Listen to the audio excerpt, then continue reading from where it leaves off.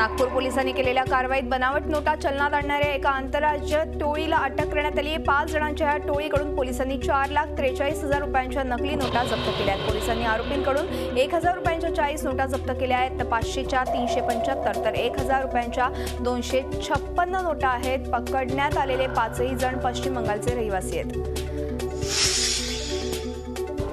सोलापूर जिल्ह्यातल्या तानसे गावाजवळ प्रचंड वादळ वाऱ्यामुळे काल रात्री परळी लोणीकन ह्या 4 किलो व्होल्ट वाहिनीवरील महापारेषण कंपनीचा एक टॉवर पूर्णतः वाकलाय, त्यामुळे दुसराही अर्धा वाकला। याच वादळ वाऱ्यामुळे श्रीगोंदा तालुक्यातल्या आष्टी पिंपरी भागातल्या रिलायन्सचे 10 टॉवर्सही वाकले आहेत। यापैकी 5 टॉवर्सचा पायाच उखडला गेलाय।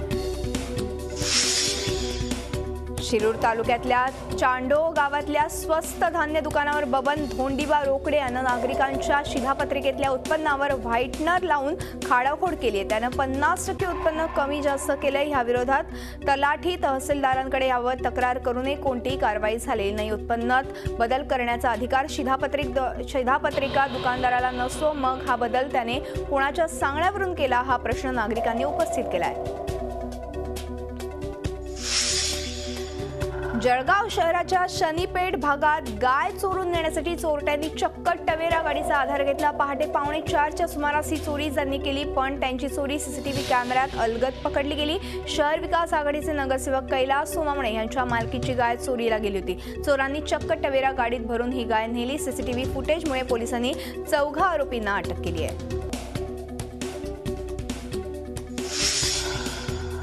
अभिनेत्री आणि IPLच्या राजस्थान रॉयल्सच्या टीमची मालकीण शिल्पा शेट्टीनं शिर्डी आणि शनी शिंगणापूरला भेट दिली। सकाळी शिर्डीत येत तिनं साईबाबांच्या समाधीचं दर्शन घेतलं, त्यानंतर शनी शिंगणापूरला जात शनिदेवाच्या मूर्तीचंही दर्शन घेतलं।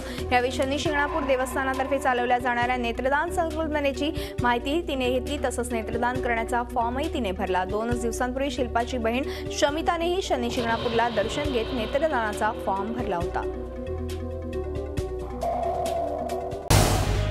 झी 24 तास रहा एक पाऊल पुढे।